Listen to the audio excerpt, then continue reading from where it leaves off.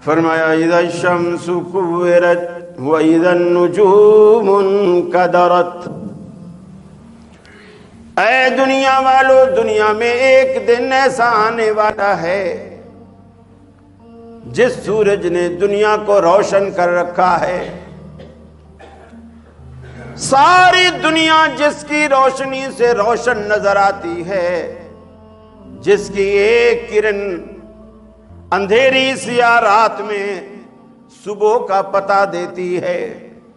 اذا الشمس کورت، یہ سورج بے نور ہو جائے گا، اس کی روشنی اس سے سلب ہو جائے گی۔ اللہ رب العالمین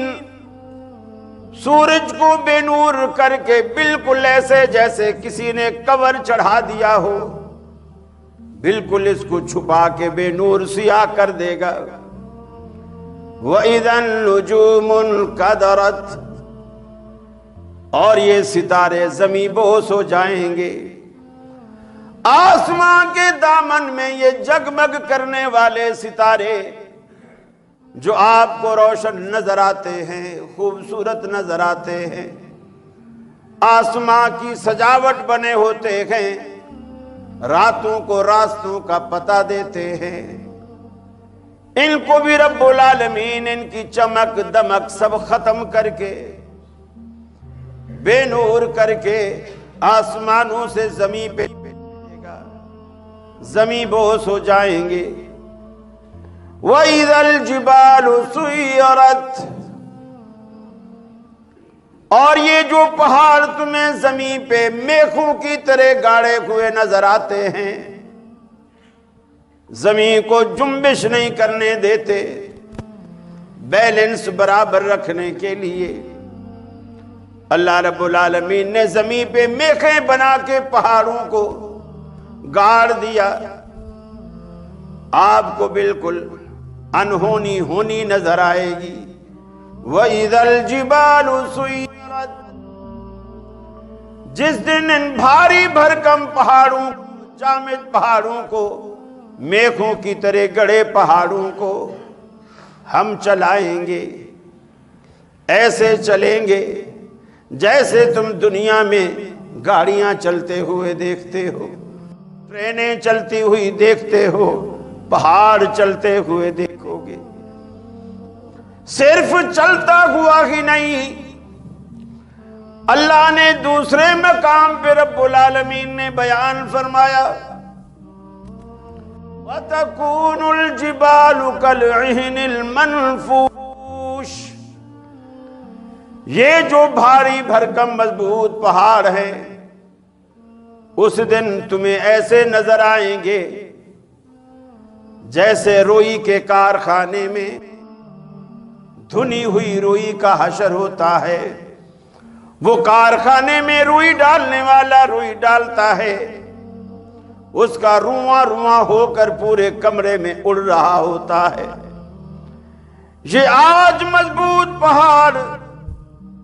جن کے اندر پتھروں کے خزانے موجود ہیں،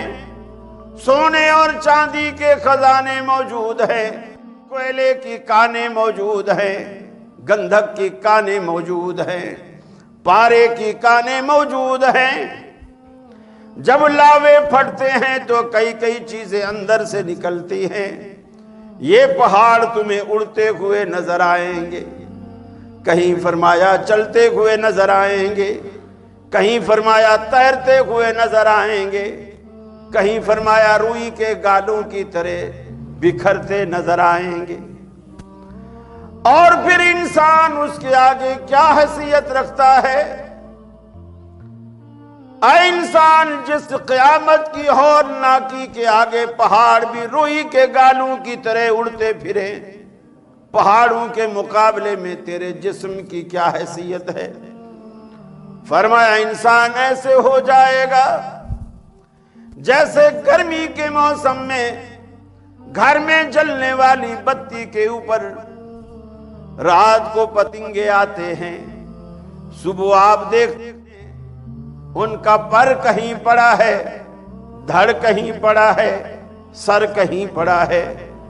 بالکل ایسے بکھرے پڑے ہوتے ہیں،